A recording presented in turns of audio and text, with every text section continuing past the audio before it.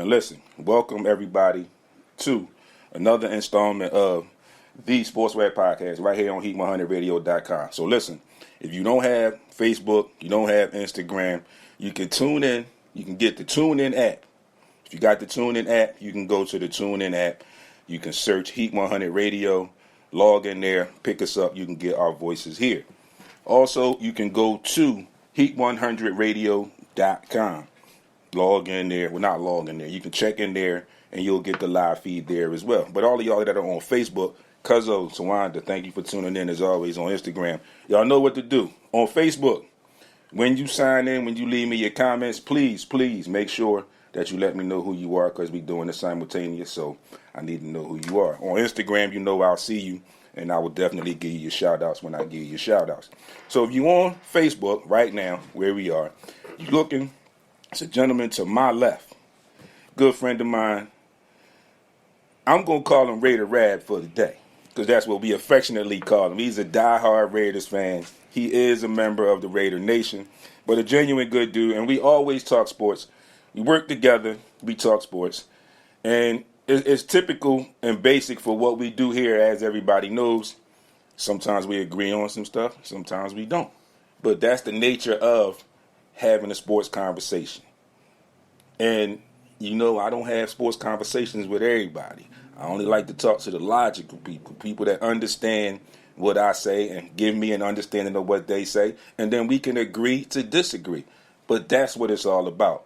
I never like all the people that, and this is one of the reasons why I go away from this kind of topics, when people say, well, who's your top five this, or who's your best teams in this?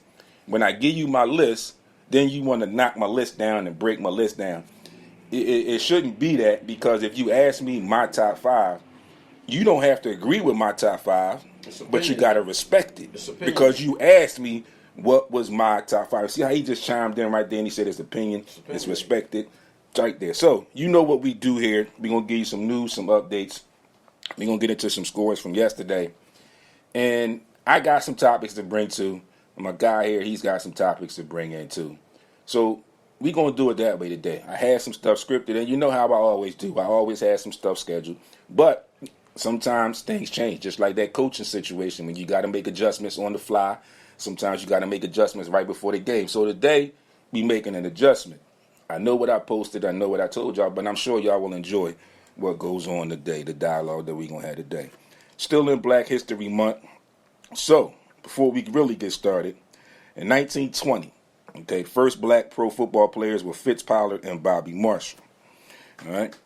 Pollard had a habit of making history throughout the early days of his career. In college, he became both the first African-American football player at Brown University and the first to be named to the Walter Camp All-American team. Also in 1920, along with Bobby Marshall, he became one of the first two African-Americans in the NFL. In his second season, Pollard led the Akron Pros to their first championship, and the following season, he was named their co-head coach, becoming the first African-American coach in pro sports history, and was still an active player. Second one to do it was Bill Russell. So y'all agree there. That's what y'all do. Scotty Philly, thanks for tuning in. Got you down. So y'all know, like, I'll give me some seconds. When I get y'all, especially on the Instagram, I write y'all down. So when I go back at the end of the show and I give y'all the proper shout-outs, like I said, I give it to y'all on the air when I see you. And then I give it back to you a little bit later on once we get done. So, yeah. So, what we going to do, we going to, what did I do with that piece of paper? Oh, here we go. We're going to run through these news and updates real quick. And then we're going to get to, I don't know who you are, but thanks for tuning in. Sashida. Yeah, get a lot of stuff here. See, I should have been doubling up with this Instagram for a little bit now. I waited too long. Anyway, the Broncos hire their ex-coach, Vance Joseph, as their defensive coordinator. He was also on the Eagles' radar, but unfortunately he is not part of the Eagles' regime. The reports are that Lamar Jackson wants a guaranteed deal greater than Deshaun Watson's deal. Totally agree. His resume is stronger. It's stronger. Totally agree. His resume, he deserves it. Deshaun Watson hasn't played in 2 years. True. And he got guaranteed money without being on the field. Lamar, I mean, he gets hurt a lot. That's part of football. He's going to get hurt. He's a running quarterback. Absolutely. But he has shown he's worthy of the money he's asking for. So, okay, and I can get behind that. I mean, I can see your point in that. But let me ask you this real quick. Will it be with the Ravens? I think he's bitter, to be honest, with my opinion. I don't think it's going to be with them for the simple fact they didn't give it to him the first time he asked for it. Mm-hmm. Now I think he's a little bitter. That injury he had, I think he could have played with that injury, but his bitterness towards the management allowed him to sit out with that injury that he probably could have played with. Right. And then he was talking to Griffin. Mm-hmm. You know, we all know what happened to him when he was at Commanders, which was the Redskins back then. Absolutely. At that time. Yeah. So I think coupled with the information that he got from Griffin telling him don't play, because it happened to me. Now I'm not in football. Right. So yeah, I think the money he lost, he's going to regain it with another team. Hey, I can see that because I don't think it's going to be Baltimore either. All-Pro Bobby Wagner and the Rams are set to part ways. A little strange there. It looks like the Rams are like just cleaning house. The last few days, I've been hearing the rumors of the trade talks involving Jalen Ramsey. That's what D-back. That's going to happen. I mean, if you think about it, the way where the Rams are right now, it kind of needs to happen because of the money, and you kind of want to get better. You got to start to get better somewhere, and like that old saying goes, sometimes scared money don't make no money. Sometimes you got to part ways with some people, and to do some things that you want to do in the future. Perfect example. I know you're not really a Sixers fan, but I had a lot of Sixers fans bombarding me when the Sixers made the move and they moved Charles Bassey and Isaiah Joe. And now everybody's coming back to me every so often and saying, look at what Joe's doing. Look at this, look at that. And I said, you don't have to tell me like what he's doing. I saw it. I'm here, I see it. I've been down to the G League and I saw him in the G League. And I said, but what you also have to understand, and this is some of the things that we try to get people to understand when we come on the show, when they make moves, and I do the research, and the people I know that I talk to, sometimes you got to look at the business side. And for the Sixers and their situation, like everybody says, they're in that win-now mode. James Harden did them a huge favor in restructuring, taking that less money deal and whatever. But what you got to think about also is Sixers were in that luxury cap, and they wanted to get under that luxury cap so they could make moves like they did in signing Dwayne Dedmon and maybe possibly somebody else, because they're talking about Will Barton once he gets about, so they can have that money and not have to worry about that tax. So unfortunately, those two were the two because of the way their contracts were set up.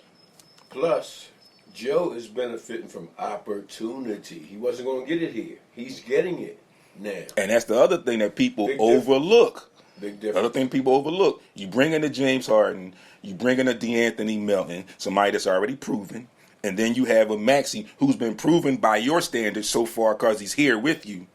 Like you just said, Mel, where are the minutes? Yeah, he couldn't get them. Shake Milton's been here, so he's just the incumbent. So even if it don't work out with Shake and you do get some minutes, Shake is going to get him first. And it's going to be Shake's job to lose him. And then you'll get him. So like you said, he was trickling the wrong way on that depth chart. And they kind of did him a favor. Sure. You know, and people never look at it that way. It's like, y'all did him a favor. It's like, all they look at is, oh, well, he going somewhere else and he going to be, yo. If I don't have the opportunity to play, you not going to see it either. Right. Until I get the opportunity to play, that's when you'll see what I can do. It happens all the time, and that's what he's doing. He's getting an opportunity. Yeah, he's getting an opportunity.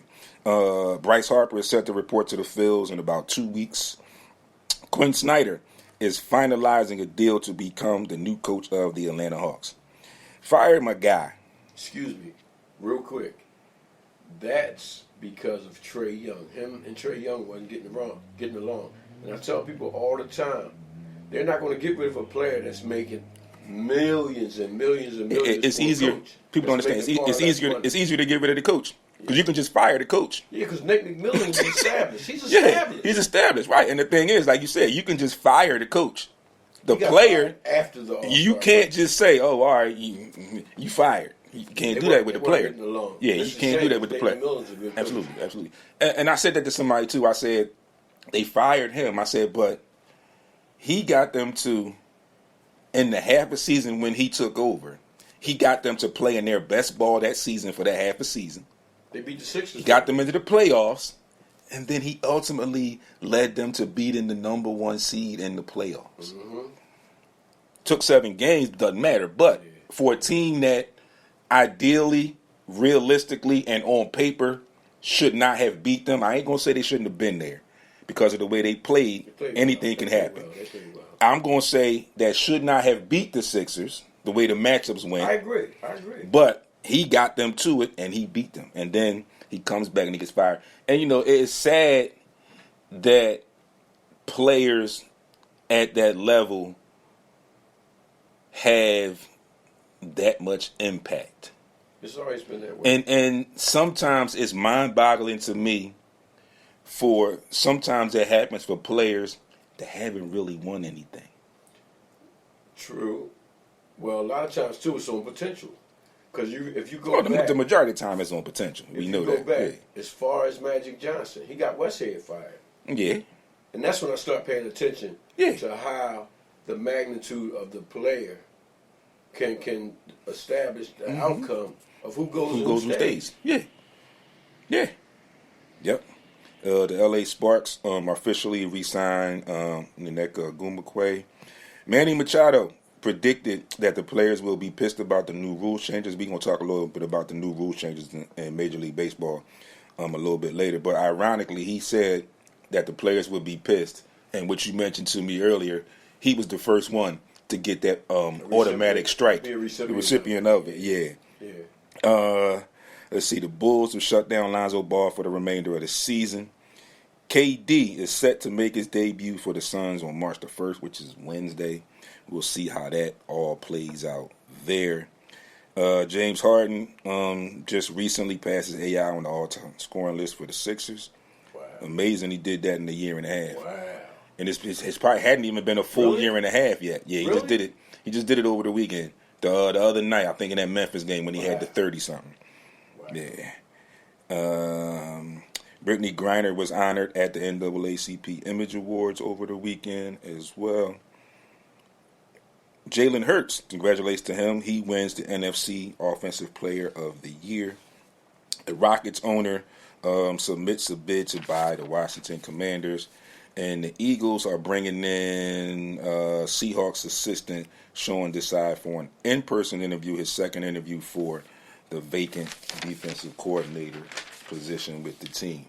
Scores before we get into the meat of the show. NBA scores from yesterday. The Bucks get by the Suns 104-101. The Nets fall to the Hawks 129-127. The Lakers, in a miraculous comeback, get by the Mavs 111-108. Timberwolves fall to the Warriors 109-104. Nuggets get by the Clippers 134-124. Wizards fall to the Bulls 102-82. The Raptors fall to the Cavs 118-93. The Kings get by the Thunder 124-116. And the Rockets fall to the Blazers 131-114. Amazing game there by Dame Lillard. Wow. 71. I think he had 46.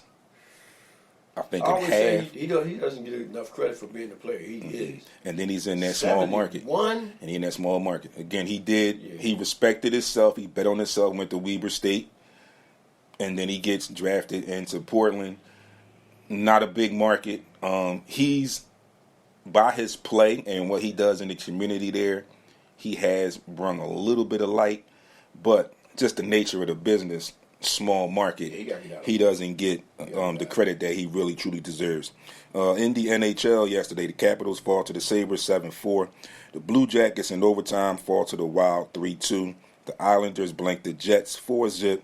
The Rangers get by the Kings 5-2. Penguins outlast the Lightning 7-3. Predators 6-2 over the Coyotes, and the Maple Leafs beat the Kraken 5-1. Spring baseball is upon us. We all know it's one of the best times of the year. I'm going to definitely have to get down to Citizens Bank Park and get to a game or two this year. I didn't get down there last year, but I got to get back down. It's been, I'm going to say, probably 2 years, maybe two and a half, almost 3 years since I've been down there to a game, so I got to get back. But, okay, cousin, I got you. As soon as I get off later on today. The Braves and the Yankees, the Yankees take that 7-zip. The Orioles and the Tigers, 10-6. The Orioles take that game. The Nationals get by the Astros 3-2. The Phils get by the Twins 10-8. The Rays fall to the Red Sox 7-6. The Yankees get the Yankees in a split. Some of these games you're going to hear the same team, so they're split squads. This is what they do sometimes in spring baseball. So the Yankees, the second half of their squad played the Blue Jays. The Yankees again take that 9-5. The Cardinals get by the Marlins 8-2. Nationals fall to the Mets 6-3. The Cubs fall to the Dodgers 9-4. The Reds, in a close one, don't have enough to get by the Giants. They fall 7-6. The Royals just get by the Mariners 8-7. The Rangers beat up on the Guardians 13-4. The Diamondbacks get slaughtered by the Padres 18-6. White Sox get blanked 7-zip by the Angels. Brewers over the Rockies 6-2. And the second half of the Brewers squad falls to the A's 11-4. That's your scores, your updates, and all of that jazz. So, got a lot of stuff to get to today. And again, like I said, we got a guest in the building. So we going to scrap the original script and what we do. And I know he has some stuff to bring to the table. So we going to let my guest bring his stuff to the table. And we going to talk about it. So let's have it. Good morning, everyone. Listeners, callers alike.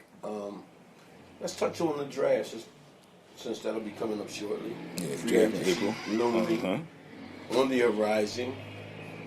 Jalen Hurts due for a contract extension. Listen, his market value is $265. I don't see why he won't get it.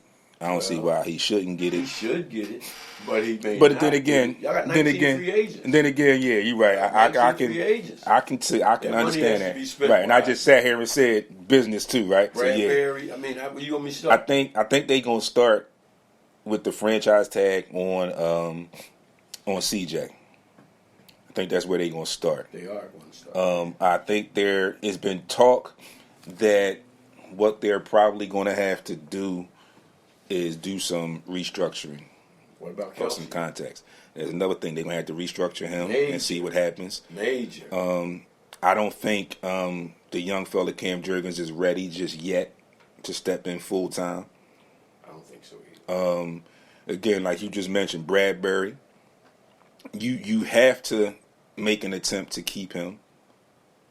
Although it might not happen because of the season he had. It might not happen. Keep Brandon Graham. That is going to be major, man. That's going to be the toughest part. A lot of decisions to be made. That's going to be the toughest part for the Eagles in that defensive front, because you've got some fan favorites that have been productive, but like we know how things go in the sports world. Sometimes you get to the point where you have to move on. And like I said earlier, scared money don't make no money. Sometimes you have to let some people go that you really want to hold on to deep down inside, heart-wise, person-wise. Are you Listen, talking about Cox? I'm talking about the whole. Okay. I'm talking about everybody, because you can put Brandon Graham in there, you can put Cox in there, you can throw Hargrave in there, and like I said, it's that whole defensive front. You got to make a decision on where you want to go, because in my opinion, you can the way that they're set up, you can realistically, if it comes to it, if your readings and your projections are right and everybody else's projections are right, you can plug in Jordan Davis to fill some of that. And I mean that by saying if somehow, some way you don't bring back Fletcher Cox, You got Jordan Davis, but like you said, Mel, you got to bring back Hargrave. So you can go Hargrave in there. But then you have to make that decision. Do you bring back Fletcher or do you bring back Brandon Grant? Because ideally, unless you do something David Copperfield-ish, we're not going to get both of them back. No, you're not going to get both of them back. No. And that's just the nature of the business. Nature of the business. You know, and it's nothing for any Eagles fans to have any fear of, any dread about. It just happens. And it kind of resembles a little bit of the way I talked about when Andy Reid left the Eagles. Everybody was like, well, yeah, I said, but the point where he left, the marriage was over. It had run its course. Pretty much. He got you to a Super Bowl, 4 NFC conference championships. He got you to a Super Bowl, had winning records every year that he was here, except for the first couple when he first started. Always highly touted as a head coach, even when he was here, when he got his first job as head coach. But that relationship had just run its course. Yeah. It was no more really that they could do, whether you brought in this person. And I mean, they even tried it at one point when they had Vince Young coming in calling the team the Dream Team, when they had all that money, and they did that, and they didn't do nothing that year. Well, and at that point, it was where we started to see, eventually, it's going to fade away. And it just did. It was just time. Sometimes, man, a coach voice gets old, Gaines. He was there, 10 years? Yeah. So, you know, all that plays in the factor, because now, obviously, he's a great coach. Yeah. He's Hall of Fame bound now. Yeah. But sometimes you just need to change your pace. And like you said, sometimes that voice ain't heard no more. Yeah. And it's not a bad thing saying that voice isn't heard anymore. It's kind of like you do the same thing over and over again and expect different results. It ain't going to happen. You know, if you cross the street and don't get hit, you cross the street on the red light and you cross the street, you keep crossing the street, you just crossing the street. Well, you know, they always say he didn't make good end-game adjustments. And that hindered him for years. Yeah. And ultimately led to his dismissal. Yep. Yeah. Yeah, that's the kind of thing. That's the kind of things that happen. So, yeah, like the Eagles, they got some work, man. Howie can do some things. I've seen Howie do some things, but I think this is going to be the toughest test as far as off seasons. You know why? For Howie. Because of the expectations. You get to the bowl, you want to stay on that level. Yeah. It's so hard to do. Yeah. Look at the Rams. Right. They just recently won. Yeah. They one of the bottom tier teams in the league. Look what happened to the Eagles when they won in 2017. Yeah. 2 years after that, and it took them 2 years, but the Rams, it was like 1 year. It took them 2 years, but it happens to everybody. It's hard. It happens. It's hard to stay because like you said, and we talked about this, I talked about this last week, and a lot of people kept saying to me, well, how Eric Bieniemy didn't get a job and the 2 Eagles coaches got a job. I said, we all know about that. We ain't even going to talk about how that played out. I can go so many different ways with that. I said, but you got to let's just look at what happened. The Eagles went to the Super Bowl. These 2 coordinators had this team at the very top of the NFL all season long. Even if they didn't get hired immediately, they was going to get a lot of interviews. That's how it happens. That's just how it happened. And it doesn't. And at that point, like I said, you take the color thing and everything out of it. When you had that kind of success, it's bound to happen. Same way, one of my co-hosts, I told him about the 49ers. Both my co-hosts are 49ers fans, but the one is Logical. The other one, I mentioned to him, I said, yo, y'all is going to change. So y'all had to know what I said, but y'all defense is going to change. Some things are going to change for y'all because y'all the success that y'all had. I told him that with the quarterback. I said, but Trey Lance got hurt.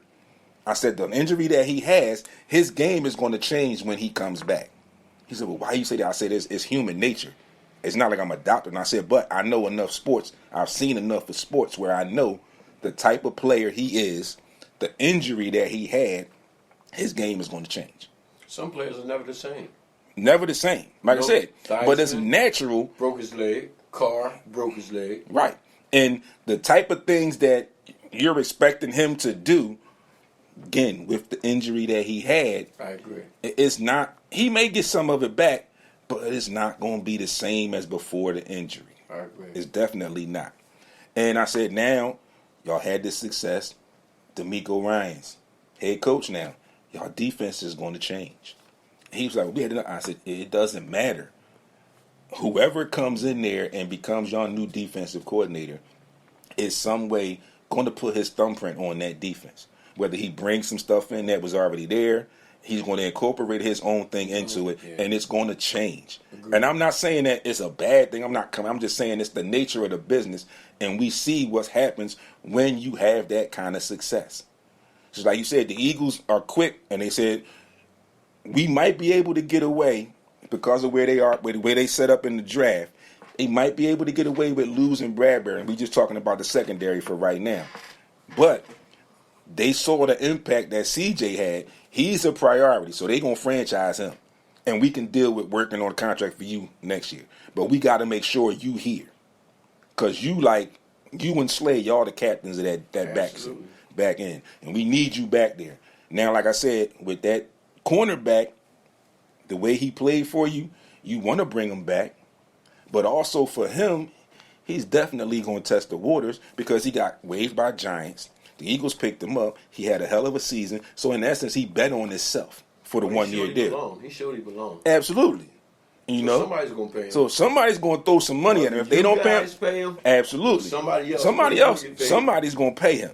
That's the beautiful thing But about that's the thing, sports, right. Man. And that's how it should be. It's, I can't knock the guys for doing it that way. Like, he didn't ask to get traded. He got cut. He signed here. Where he saw the opportunity, and he took the best opportunity laid to him, and he made the best of it. Kind of like I said to people when I mentioned on your thing, when I talked about Matt McClung, and I said, I know when I say this, some people are going to say, oh, it's the G League and this and that. These mofos are still pros. They get paid to play in the G League. They pros. All right? And I said, you take the names away, the G League and whatever. I said, this dude can play. I said, I was just down there the week before the All-Star game when the Blue Coach set a record for points. He had 40. Jaden Springer had 30. I said, I was down there, live and in person, right under the basket on the corner watching this crap. This dude can play. And I said, he got some dunks too. I said, but I've seen him play, and he can play. And I said, the only problem I got is where the Sixers are right now and what he does. It ain't really no minutes there for him right now. People don't realize, I say all the time, he's a pro. Now, when I say that, not necessarily on the highest level, you have overseas players all the time that make hundreds of thousands of dollars. So absolutely. A guy like Matt McClung, he's definitely a pro. It's just a matter of what level of a pro is he. Right. So, sometimes people say, oh, no, he's not a pro. Not necessarily meaning an NBA pro. Right. He could be an overseas pro. Right, and that's what I said. He's getting paid to do what he loves to do, which is play basketball. And I asked somebody, I said, what's the difference between the G League and going overseas? What's the difference? Mm-hmm. What do you think the difference is? The difference, I say, is the Americans that go over there are usually a little bit more talented than a lot of their teammates. They're only allowed, a lot of them places only allow 2 Americans on the team. Mm-hmm. Okay? So it's a little bit easier I think, for the Americans to excel over there because of the talent level. In the G League, you're fighting for, I feel like, a lot more. Because you can get called up. And you have a bigger opportunity because you can get called. You can play for the Blue Coats, but you can get called up by any NBA team. It's true, because overseas, a lot of guys go overseas have names already. And they play over there under them. Dwight Howard's a perfect example. It's a name with Dwight Howard. Mm-hmm. We're talking about a borderline Hall of Fame dude. Maybe he make it, maybe not, but his name is going to allow him to play overseas and get a lot of money. As opposed to being a no-name guy. Right. G League, you can come off a tryout, man, and be ended up in the league on a 10-day contract. Mm-hmm. So look at Matt McClung. Like I said, perfect example. Yeah. He was down there. He was G League. He made that impression, and it could be because of the impression he made at All-Star Weekend or whatever. But now he's got a 2-way contract with an NBA team. Yeah. So an injury. He's basically an injury away from being on the NBA roster, so to speak. Like that, I want to wish an injury on anybody, but the way it's set up now, he's like an injury away from being on an NBA roster. And the Sixers, I think, did a smart thing in the Blue Coats and that whole organization when they inked him to that two-way, because now no one else can snatch him away from them right now. So they know what they have in him, and they can use him if they need him or whatever. So, yeah. His name is out there now because of that. Yeah. I mean, he parlayed everything he did into a shoe contract. And they said he made $5 million more in that weekend than he did in his entire career. Wow. They said he made 100,000 or whatever in his career, not a million, maybe 100,000, and he made 105,000 over that weekend. Winning the dunk contest and everything else, and then ended up getting a shoe contract with Puma. Good for him. So, and everything I saw as far as on social media following the All-Star game and following him, he looks like a very humble kid. He mentioned that AI. He's from Virginia, and he mentioned that AI was his idol. He played at Georgetown. Played at another D1 college. I don't remember what the other college was, but I do remember he played at Georgetown for had a cup of tea there or whatever. Mm-hmm. But yeah, back to where we were with the draft, and I think the Eagles, in a funny way, are in a position that you kind of want to be in. What you think their biggest need is? The absolute biggest. If you had to name one thing. Would you Linebacker. Say linebacker, I agree. Mm-hmm. I was hoping you would say that. Mm-hmm. When was the last time the Eagles had a major, well-known, great linebacker? Trotter. Wow. I'd have to say that's about right. Could have been Kendricks. It could have been Kendricks. Got in trouble. But right, that's what I say. Could have been Kendricks. Got in trouble. Head wasn't in the right place all the time. But you talk about well-known, was in team scouting report every week when they played them. Yeah, I'm going to say Trotter. I mean, I even went as far as talking to somebody maybe halfway through this past season with the way that Slay and Bradbury were playing. Haven't had that combination. Price is Eric Allen and Lido. Shepard. Because it was Eric Allen, then it was Bobby Taylor, and then it was Lido. And then after Lido and them, it was a major drop-off. Major drop-off. You're probably right. Major drop-off. Yeah, I mean, Asante Samuel was sprinkled in there, but that was towards the end of his career. He played okay for us, but it didn't work out the way we expected it. And then, like I said, we had that stint where we had the dream team where we got Namdi, who at that point wasn't into football like we thought he was into football. He's dating the super. Right, that's why I said he wasn't into football like we thought he was into football by picking him up. We picked him up and was like, yo, his mind and something happened. He started dating. He went another angle, and then it was like, all right, this is where I make my money, so I'm gonna play football. It wasn't where we expected it to be. But the Eagles, they got 2 first-round picks, number 10 and number 30, 1 second, 1 third, and 2 sevenths. Quick question, Gaines. The Bears had the number 1 pick. If you're picking number 1, obviously it's going to be a quarterback. Would you take Stroud or would you take Bryce Young? Because there's a knock on Bryce Young's size. Now, the thing with that is he's 6 feet, 194 pounds. But Kyler Murray was very small. Mm-hmm. And as we all know, he got picked first. Who you say? You said Young or Stroud or Young? If I'm the Bears, I may think Stroud. Well, they got Fields though. And the reason I say that is because they have Fields. And I think if you take Young, you got arguably 2 of the same quarterback. Agreed. I think for where the Bears are, they already know what they have in Fields. I think you need a Stroud That pick is for sale. They ain't Yeah, gonna take it. I think you need. If I'm them, yeah, I would go Stroud. Like I said, because I feel like if I take Young, I'm getting the same thing. They're not gonna take. They're not gonna go. And quarterback. I don't think they're gonna take a They gonna trade quarterback. that- Yeah, they gonna trade because that like I said, pick. I think they feel like they know what they have and what they Right. want. You would only in keep Fields. that pick if you're drafting a quarterback. You Yeah. have no reason not. You know, not you to don't have no keep it- reason, right? to keep it. Otherwise, Right. so they're probably going to trade down Yeah. and take something else. Yeah. Fill a need for them. And I think the Eagles gonna go one of them first round. I think they're gonna go corner in one of them first two. I think so.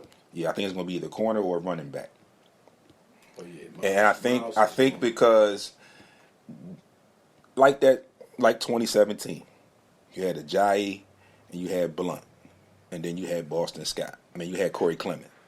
So you had that pound, and then you had that quick little dude that can get out.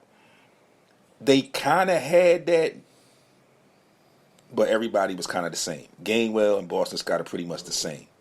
I mean, in my opinion, Gainwell's a little bit more short-handed as a receiver coming out of the backfield. That's why they like him so much. I think they need to get back to having that big back because they can do that via free agency. they can, yeah, they can. But I think linebacker is a bigger need. linebacker is a bigger need. But what linebackers are there that you would take in that first round? That's the tough part. That's what I said. Like you said, it goes on potential, and we get all these draft boards and all this and that and this, that, and the third. But everybody has to remember the bottom line. It comes down to what that team needs. If that team, whatever team is there, it comes down to what they need. And it also comes down to, I need this. How long is it going to take for this to produce for me? So the draft, like you said, we know it's always on potential, no matter what sport it is. I think it's harder in football than some of the other sports because there's so many rounds. So football, me and you could be coming out of college and we could be cool, we could be homies, and just by chance we end up getting drafted to the same team. But going into training camp, we already have an incumbent. If it's an incumbent there, then it could be 1, 2, 3 people before me. Or I could be in there with 2, 3, 4 people that's on my ass. Brady was trying to get round. Exactly. That's what I'm saying. Yeah. Trying to get on my ass, trying to get where I'm at. So when you look at it, and then it's a 53-man roster. You know, they up the practice squad and all that. That's good. But the difference, let's just say basketball in comparison to that, 15-man roster. Right? It's only 2 rounds. So it's hard to become a pro basketball player. It's harder. It's You know it's hard. It's 22 rounds. I said, but the only slight advantage I say as far as in the NBA is the saving grace of the D League. Because just about every team has a team. Yeah, so I can get drafted by the Sixers and not make it. And right. I can go to the G League and I can go play for the Wisconsin Herd. Seen. And maybe get called back by the Sixers. Mm-hmm. You know, but the difference, like that's the difference as far as with the NFL. That practice squad, you there, you getting the check, but you there to help them out, scout team in case of injury, and you not getting seen. But that NBA thing, baseball and hockey, same way. They got the minor leagues. One thing about basketball, if you can play, you're going to be seen somewhere. Oh, absolutely. Somewhere. Absolutely. And like you said, with the basketball thing, you got the G League, and then you got overseas. Damian Lillard is a perfect example. He went to Weber State. John Moran. Small school. Yeah. You know what I mean? Absolutely. But you got to play. You know, and that's one of the things that me and my uncle, when we coached, we used to tell our kids, like, listen, do you want to go somewhere and work to play, or do you want to go somewhere and play? And for a good long time, some of the parents didn't understand what I meant when I said that. And you have to take consideration, like, people take it for granted. Philly, we got 5, at least, and probably 6 right off the top of my head, but we got 5 that everybody knows about. D1 schools in this city. Mm-hmm. And right on the edge. Downtown Villanova, right on the edge. Mm-hmm. So it's 5. Guys don't want to stay home, man. Guys don't want to stay home. And I said, but here's the dilemma that you could possibly be looking at in some situations. You could go to UCLA. Okay. They may have heard about you. But Kraig Mellerson is the head coach of UCLA. Prominent coach. Kraig Mellerson ain't coming to see you in Philly. I'm Dwayne. I'm the assistant coach. I'm the one coming to see you in Philly. You will, yeah. Now, in LA, it's a kid in Compton. Kraig going to that Compton game. Absolutely. And people say, well, why he go? Just the same reason I told you, it's 5 schools in the city. You need to look at them. They in your backyard. And it's in your backyard. Example. They're in your backyard. Like I said, it's in your backyard. Somebody gonna come see you, but it ain't gonna be who you think gonna come see you. Right. Unless you that hot on their radar. It's the only way. If you just on their radar, assistant coming to see you. Because Coach Kraig going to that Compton game. He going to that he going to that West Hills game or whatever. What's that school Brownie go to? Chino Hills where the balls went. He going to them games because they in his backyard. He trusts his staff enough to come look. And I said, that's not to say that it still won't happen for you. But you got to understand now, you got to go West Coast. You got to play against all them dudes that's already there. And whatever else is coming, potentially. Potentially, yeah. So you got, like you said, Mel, if you can play, you're going to be seen. People going to recognize you. People going to be seen. Yeah. So, we talked the draft a little bit. Free agency. Y'all made a move. I think for some of the reasons that we previously talked about, the marriage had to be separated. Which one is that? Derek Carr. Oh, yeah. I didn't like the way that it ended. And like I said, I can't say it ended well. I really am a little confused as to how it ended. But blank slate, just looking at y'all releasing him and everything that transpired last couple seasons, my chime in would be, like I just said, I feel like it was time to make a change on both sides. It was. Time for him to go somewhere else and time for them to make a change. The way it was done. I will say this. A lot of people give me flack about Derek Carr. I'm going to say this. Derek Carr is a good quarterback. We haven't had a top 10 to 20 defense in over 10 years. He was here for 9. It's hard to win as a quarterback if your defense is not holding. Because you ain't on the field. Right, exactly. So you can't play. So, you ain't playing. Right, absolutely. If he goes somewhere that they have a pretty good defense, I think he'll do well. If he goes to the Jets are going to be good if he goes to the Jets. Yeah.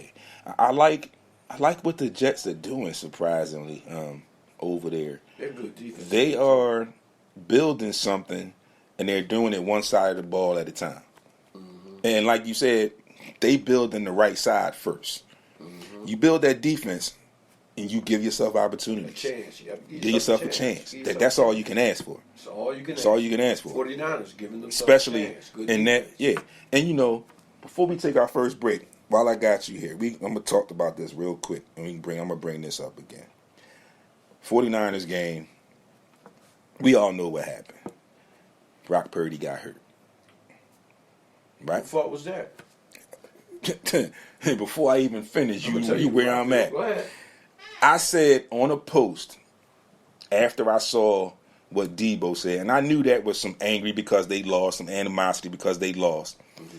He said that secondary was trash and this and that. When I looked at that game, when I came back to talk about that game, I said the Eagles broke the front 7.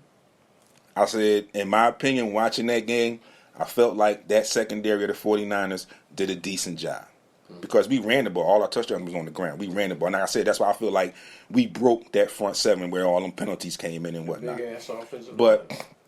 He said that they was trash. And I said, so if that was the case, I said, well, what did he do? Everybody kept saying to me, well, they didn't have a quarterback and this and that. And I said, okay. All I said was Brock Purdy got hurt. Was it the Eagles' fault that he got injured and the 49ers going into that game were not fully prepared to have another quarterback play? And somebody said, well, really, a fourth-string quarterback? I said, every team has an emergency quarterback. And somebody said, yeah, but they was going to have a quarterback. I said, yeah, but they went against that because they knew where they were in the game when they got to that point. It was too much of a risk to make Christian McCaffrey the quarterback, emergency quarterback, trying to get back in that game.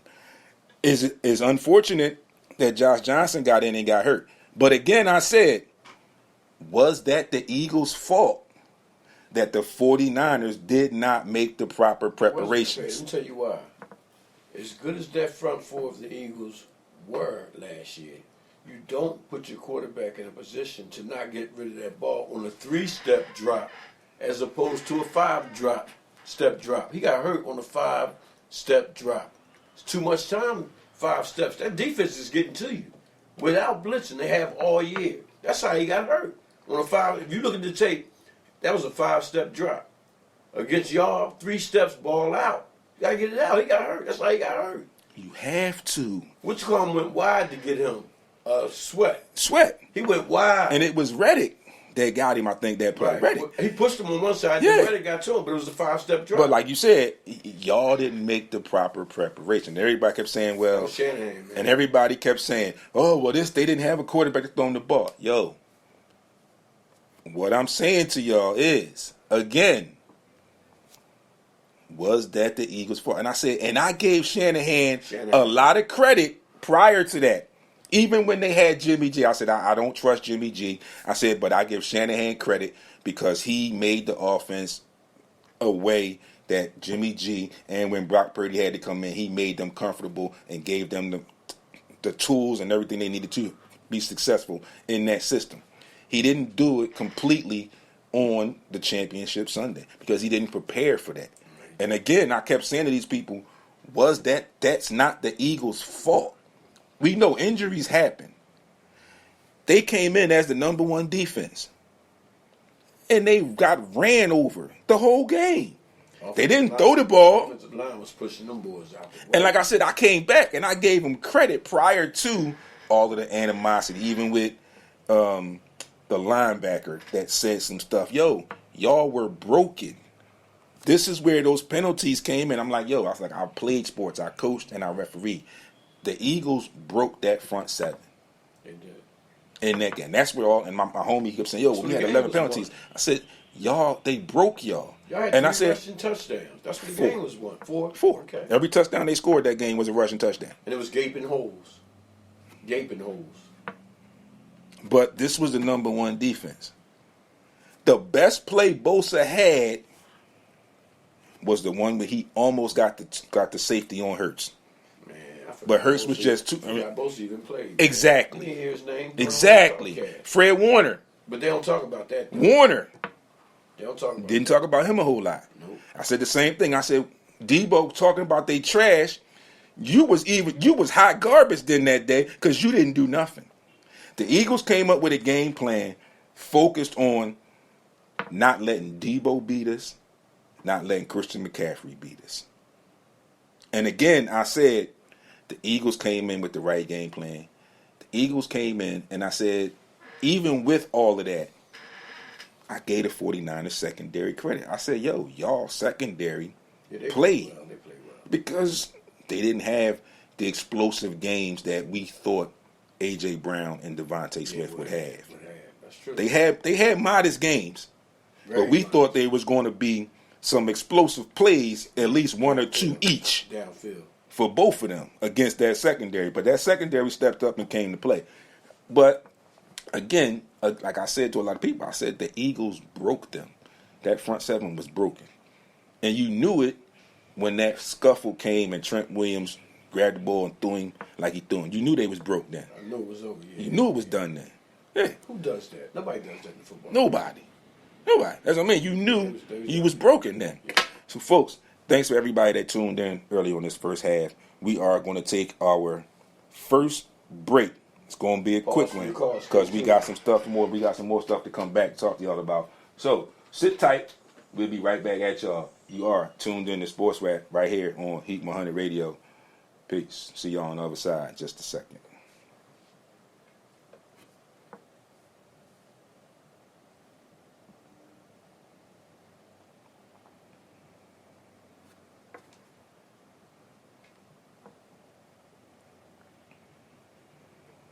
A certain level, you have to understand, man, that loyalty at some point that you have to the streets and your friends that you grew up with has to leave you.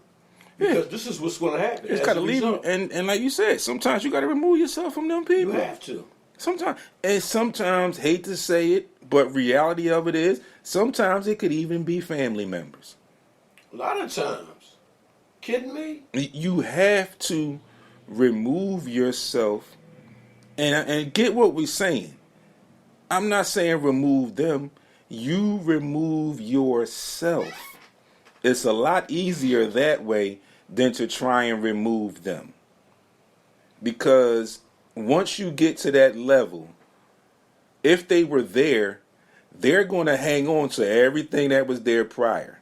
And when you start to see yourself and move in yourself, you'll be able to move.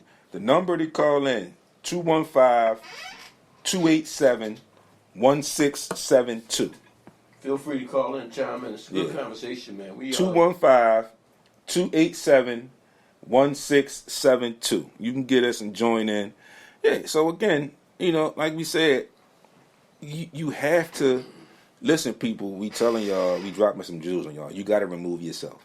It's a lot easier to remove yourself than to move the person or the other people. Because like I said, if they were there hanging around or sniffing around, once you got the success, they're going to take care of everything that came along with them, along with that success. And naturally, our people, we do things for people that come along with us. It's just natural. It's just what we do. For whatever reason, it's just what we do. So those people are going to hang on to that when you start to get to that point where you see things and it's like, look, I got to start making some changes, and the changes that I want to make, I can't be involved with you or you. We still good. You can call me. You can call me to check and see when you can come by and drop in on me. But as far as me saying, yo, we hanging out and we all going, no, we can't do that no more. Or I can't do that no more with you, because I'm trying to go here and you not trying to go there with me. So if they understand that, then you can kind of get a read and say that that's a friend. If they don't understand that, then you know right then and there that wasn't your friend from the very beginning. I just wanted to catch up a few of the listeners. This is my man Dwayne Gaines. He works, me and him work together. And it's not too many people see more kids ruin their lives than this gentleman right here. We work down the Juvenile Justice Center on 48th Street, right off of Haverford. I've been working for the city and dealing with kids for 23 at the Youth Study Center. I was down there in the original building. It was on the Parkway. Yeah. Gaines, how long you got? How much time 23. you got? I got 23 in that building, 25 with the city because I worked at Rec before then. So we both had 23. So it hits home to us because we see these type of kids. I've had athletes that have ruined their lives that will never get the chance to advance in their life because they made a mistake on the streets being loyal to the streets and their buddies. Me and him see it every day. Every day. On a large schedule. On a large every scope. Day. So it's easy for us to conversate about it because we see it. We talk to these kids about ruining their lives every day because of the streets. It's not too many things going to come good when you're in the street, especially as an athlete. You're either going to make it or you're going to fail. A lot of times when you can't get away from it, you're going to fail. This is a prime example. Some of the problem I think with that is, Mel, and I know you probably see it a little bit as far as when you reffing, when you see the interaction between some of these coaches and some of these adults and the kids. The adults, in my opinion, sometimes don't have that kid's best wishes at heart. I agree. I went through a little stretch when I was coaching, where some parents got mad at me and wanted to take their kids to another team. And, and I just had to be brutal. I said, listen, why are you taking him to another team? Because he's not playing as much as you thought he would play. And I said, well, listen, you got to understand, I'm here to teach these kids. So, and we also want to win. That's the object of the game. So when we go through a certain part of the season, everybody's going to play. But then when we get to the crunch time of the season, that bench is going to get shorter. And I'm not going to be one that's going to sugarcoat it with you. I'll pull you to the side in front of your child with you and tell you, listen, your child is not as good as you think he is. But as long as he stay here with us, we can work on that.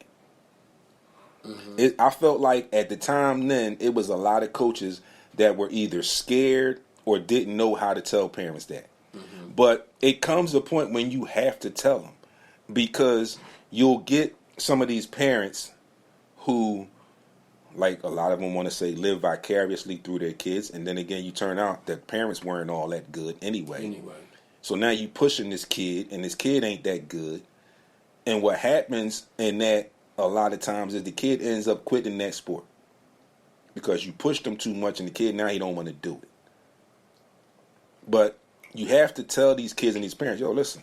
And like I said, I was never disrespectful. I said I always ended it with, if you leave him here, we gonna work on that. You want to take him, you take him. I can't stop you from taking him. But I guarantee you, if you leave him, by the end of the season, he'll be better than he was when he started. Because we gonna work with him. Good point. There's two type of coaches. There's a coach that wants this kid because of what he can do for him in the program. Then there's the kid that say, I like this guy. I'm gonna teach him life skills as well as the game. Yeah, absolutely. Say a John Chaney type. John Chaney's gonna teach you how to be a young man and grow in life and the dangers to stay away from. Right. Some coaches don't care what you do outside that basketball court. Yep. I care what you do when you're here playing for me, son. Yep. And after that, then I can care what you exactly. do. Yeah. So that's where a lot of players fail too, because some coaches don't give them that guidance of what to do outside of the basketball court, off the court. Right. It has to be both, man. If you're going to be a coach, you have to sit this kid down and say, son, I know what you're doing out there. You're getting high, you're doing this, you're doing that. You're going to mess your life up, man. Yeah. Listen, I've had instances when I was a coach where I've sent kids home from practice because their mom would call and say, listen, so-and-so failed 2 classes and he on his way to practice. He'll be home soon. No worries. As soon as he walk in that door, come here.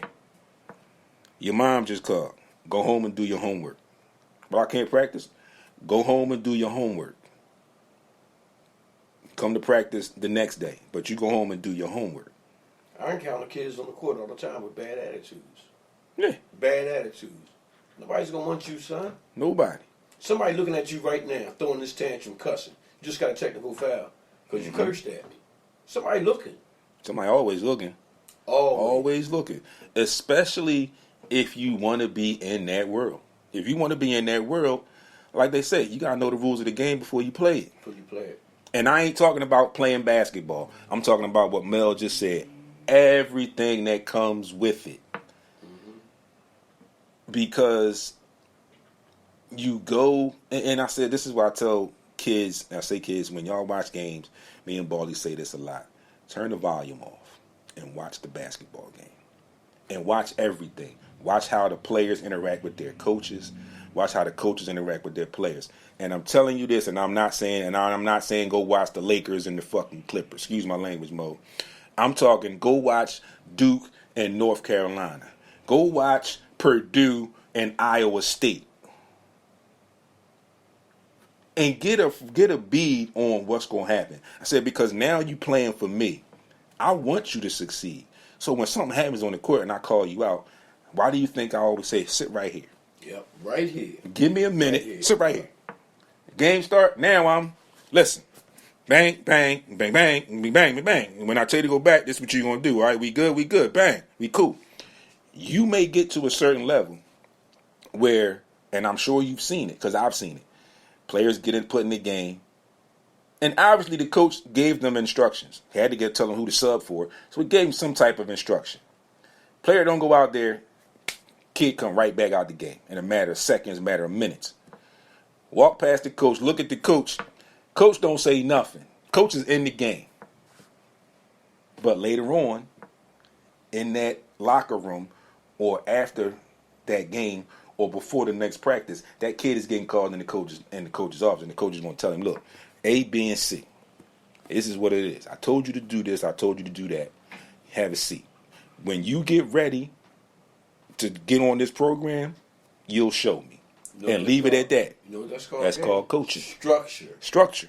Absolutely. Structure and coaching. Absolutely. And that don't mean that after this conversation you're going to go right back and then you might go out to the team and say, and the coach may come out, no, you need on a red jersey.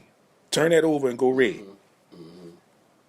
Because you want to do what you want to do, now you're going to earn it. But we ain't going to just put it there. You're going to show me that you want it.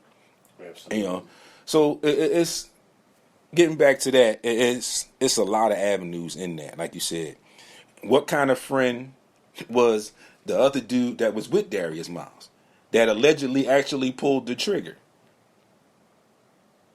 So now you got two young kids, 20 and 21, that are being charged with capital murder. Capital murder. So if any of you don't know what capital murder is, Google the first 48. No, I'm just kidding. You can search for it, really, whatever. But capital murder means they're going to kill you. It means you're going to die.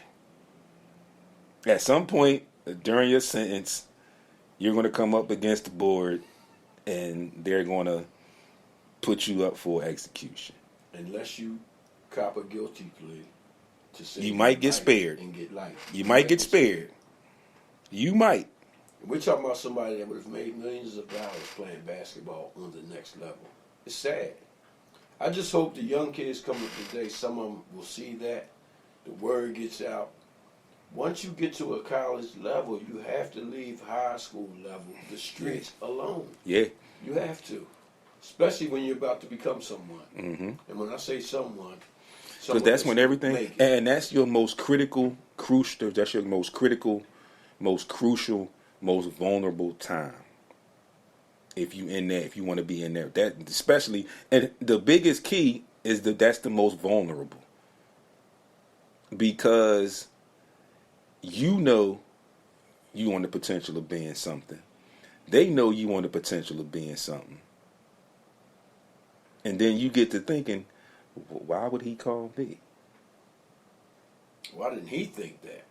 Right, that's what I'm saying. Like you thinking, like, why? Come on, man, don't involve me in that. Yeah. So, and again, like I said, we talked about the two ball players, and like we don't really know who this other guy was. The other Davis, whatever his name is. Right, he was a street fan. He was my man when we was in high school. So, and y'all 20, yeah, y'all 20. He 20 and 21. So y'all ain't that far removed. Y'all a year, maybe 2 years removed from high school, at the most. So that means you was probably affiliated when you were in high school.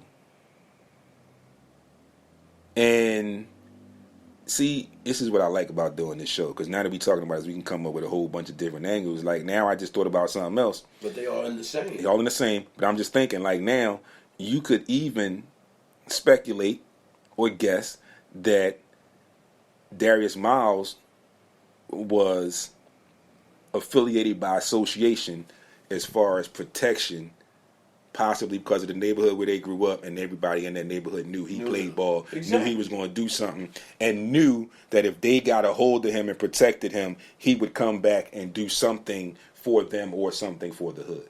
Mm-hmm. So you see, we sit here and we say this, right? Right. We sit here and we say this, and I'm just giving you, like I said, I'm just giving you all of the different ways that you can think about the situation. And again, like we said, ultimately it's just a sad, sad situation, bottom line. But there's so many ways that you can pick it apart. But it all ends. Jen, what's going on, homie? A young woman lost her life, and a young man lost his on the other side. Two young You got 1, 2, 3, 4, possibly 5, 6 families, man, that are ruined. That are ruined. And you got another kid that's in limbo. Like he's just a cooperating witness now, as far as allegedly the kid Miller that allegedly is the one that brought the gun to the scene. But like I said, right now he's labeled as a cooperating witness, but they already know they're getting capital murder.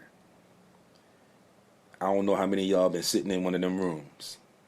And again, if you need some clarity, you can go watch the first 48. You're sitting in one of them interrogation rooms.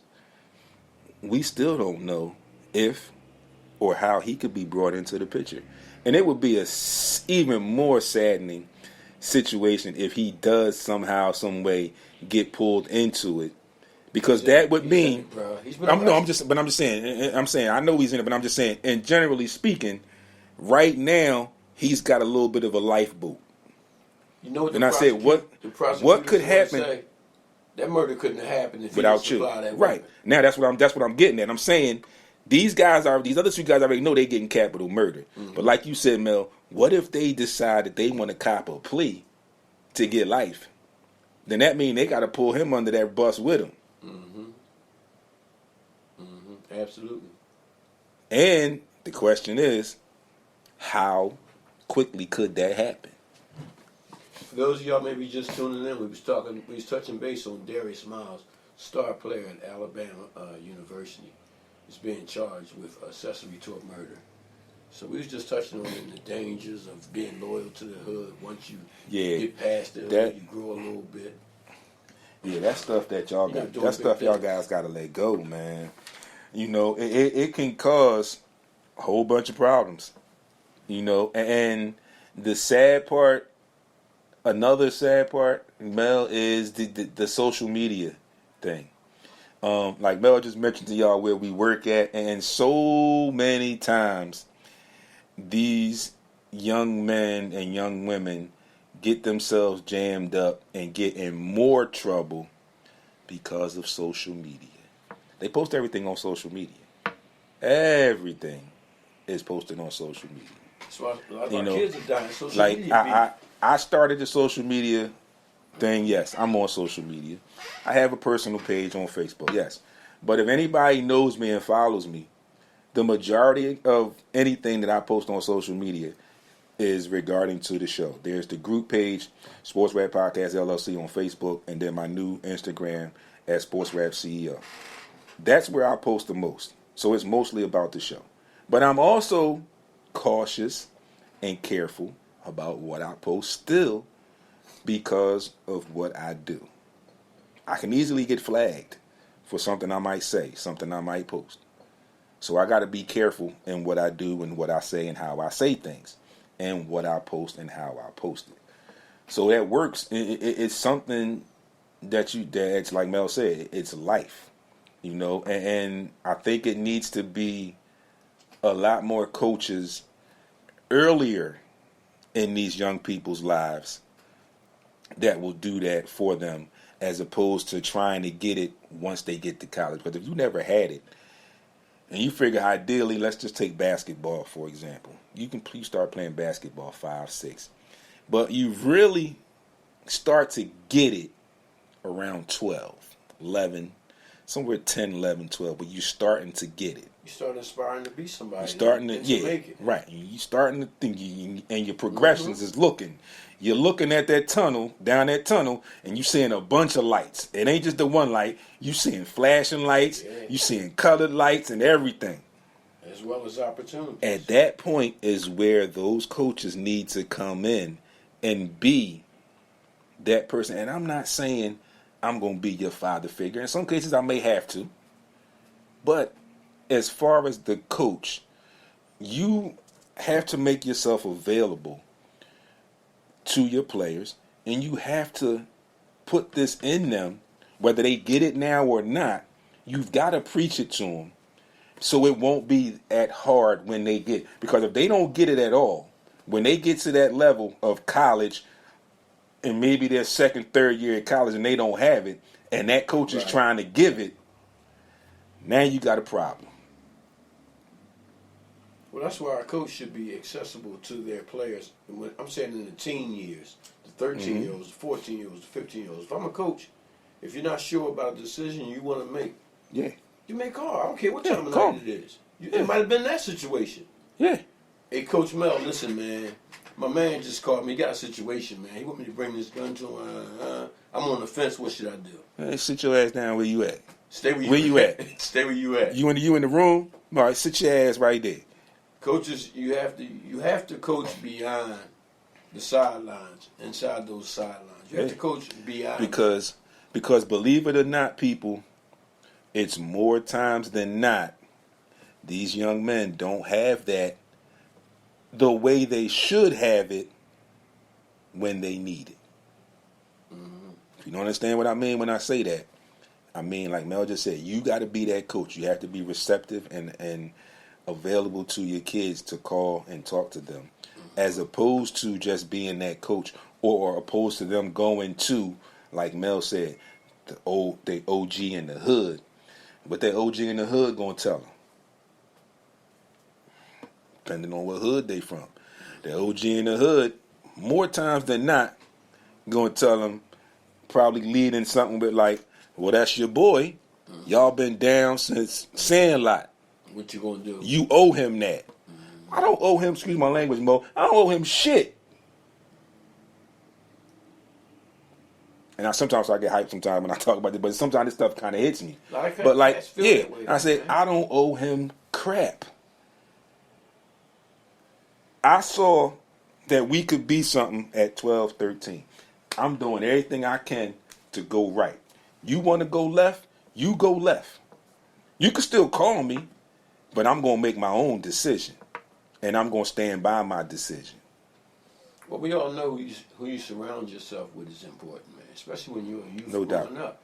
Because you can either go that way, or you can go this way.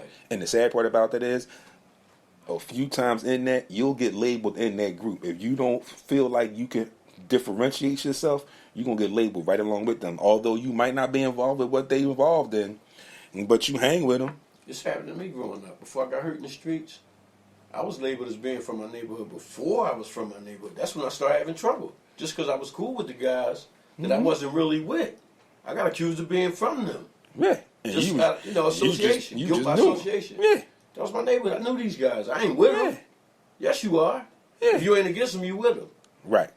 Right. A lot of times, and that's the sad part, man, how it goes now in the inner city with these young kids. And the even worse part, it's like you just said, you with them, but you might, and that might have been you hanging with some dudes from North Philly, and you're originally from West Philly. Mm-hmm. Now, understand the difference, people. West Philly, North Philly.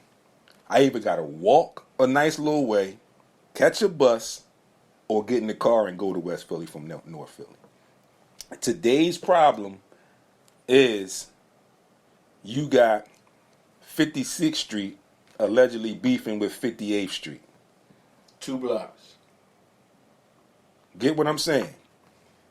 56th Street beefing with 58th Street. Don't nobody from 58th Street go nowhere but 58th Street and wherever in that hood. Maybe go to 56th Street. Same thing opposite. Y'all ain't been out of West Philly for nothing. And I just use West Philly as an example because I just use the number. Because I use the number. I mean, it just that's the number that just I ain't mean it, man. That's the number that just popped in my head. You know, yeah, it's just the number that popped in my head. But you gotta understand is the fact that it makes no sense now. Like for us, when we came up, I think it was more. We came to West Philly and we beat y'all in basketball. Oh, so now y'all got an issue. No doubt. And I mean, it's gonna happen. It's a little issue because somebody from out our hood came in our hood and beat us. And it would have been the same way if they had came to North and beat us.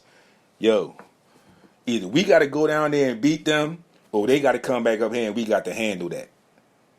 But we didn't make it. He was down at that game the other night. Let's get that nigga. It wasn't like that. It might have been, when y'all coming back? Because if not, we coming down there. We coming to see y'all. Mm-hmm. But it wasn't I'm shooting at him because he came up and beat us and he live in West Philly and I know he live in West Philly and I live in North Philly. It wasn't like that. When we did stuff like that, it might have been one gun. And everybody knew who had the one gun. But now everybody got a gun. And like you said, Mel, where is The problem is, like you said, Mel, the loyalty. The loyalty is being carried in the wrong place, in my opinion. There's no doubt. You hear our kids at work. He killed my man. I got to do something. So you're going to kill this man then. So you're willing to go to jail for killing this kid over your boy getting killed. And then what happens if it never stops? And what happens? And what happens if you decide, oh, he killed my man. I'm gonna get somebody for him. That person that you try to go get you. That happens. Happens all the time. You know what I'm saying? We know. I'm just saying, like, and then what?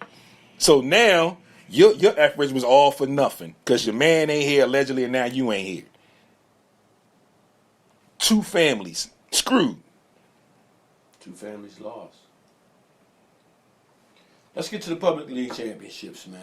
We can talk public. We got the Catholic League We tonight. got some time. We got about 10, 15 minutes. We got the Catholic League tonight. Shout out to Adrian Pinky Burke, coach of West Philly. Of course, I'm partial because I went to West. I'm alumni at West Philly. Shout out to Kevin Slaughter. Kevin Slaughter, my guy, always tuning into the show when he can. I know he was busy this year, but congratulations to you, Kev, for winning the championship with your girls down there at Orton Reed. Good stuff. I was in attendance. I went to the semifinals. I went to the finals, and it was good basketball. Shout out to Andre, Imhotep coach. Justin Edwards is a pro. Here we go again with that conversation. Now, what level pro? Because he has to gain weight, but he's definitely a pro. In the Catholic League, somebody told me, matter of fact, Hattie told me that West Catholic has a pro. They do. The big fella. They just lost. They just lost last week. Yeah, the Wood. I was hoping they would have made it because I wanted to see them play. Hattie said he was at the game and he said he saw the kid. He said the kid's big. Yeah, he's a good kid. I can't He's a think pro. of the kid's name. Yeah.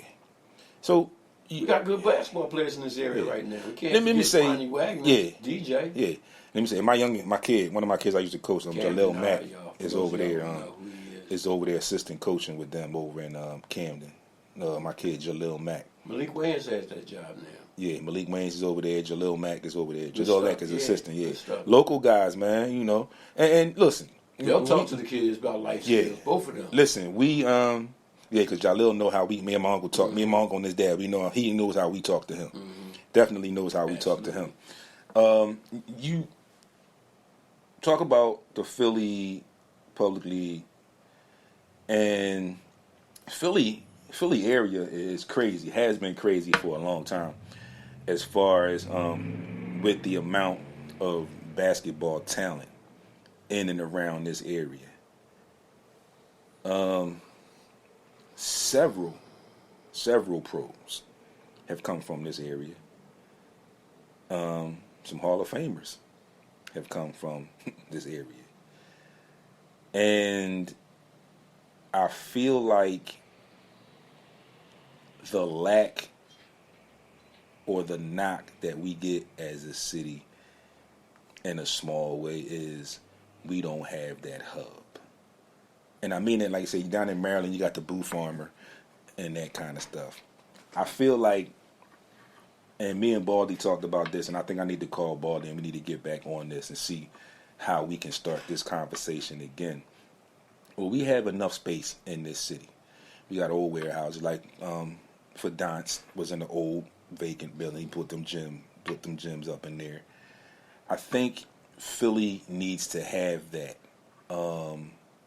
because it's so much talent in this city where others can come in and see the talent, where we don't have to find ways to go other places and show our talent. I think it's something that we need to think about.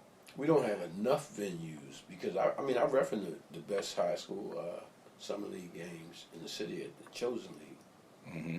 That's where I first seen Justin up close, Evans, who plays for Imhotep. But I would agree. We don't have enough. We used to have the Sunny Hill program, which produced a lot of players. We don't have. You're right. We don't. Yeah, we don't have enough. We don't have enough. And like I said, we got the space. Not enough. Yeah, we got the space. We definitely had the space. You know, but yeah. So what you say, Mel? You got the Catholic League championship tonight. Palestra. At the girls Palestra. Game 6:30. If you want to check out the girls, get out there. Guys play. Roman plays Newman. Ready. Roman and Newman again. 7:30. All right, so it should be two good games there, especially that Roman Newman game. It's always good competition with those guys. And listen, folks, if you haven't seen the post, I know you've seen them, and then you're going to see some more later today. Make sure you come back tomorrow evening. I'll be right back here in studio tomorrow evening, 6 p.m. I'm going to sit down with Fareed Cheatham, founder, CEO of the Alumni League. We're going to talk all about the Alumni League. We're going to talk a little bit more Philly basketball. Mel, I'm going to text you the number when you leave out of here so you had a number to call in tomorrow if you're not doing it, if you can't make it back. So at least you'll have the number. Yeah, at least you'll have the number to call in. And we're going to get to it again. Mel, thanks for coming in. I know y'all had a lot of weeks where I was here by myself. So when he mentioned it to me about popping in, I was like, yeah, come on. There's no, I don't have nobody today. And it was good. This is where we like to be as far as, I'm working on my partners, getting them back in here more consistently with me. But I understand life happens. But I'm going to be here holding it down for y'all if somebody's with me. And I'm going to continue to do what I do. So if you want to pop in and have a sit and chat with me, hit me up. You know where to find me. SportsRap Podcast LLC is the group page on Facebook. Twitter at SportsRap_D, but I'm hardly ever there. So mostly Instagram at SportsRap CEO there. I'm going to give you the schedules for today before we close out. NBA, Pistons, Hornets, Heat, Sixers, and South Philly, Celtics, Knicks, Magic, Pelicans. In the NHL, the Red Wings, Senators, Bruins, Oilers, Canucks, Stars, Golden Knights, Avalanche, Blackhawks, Ducks.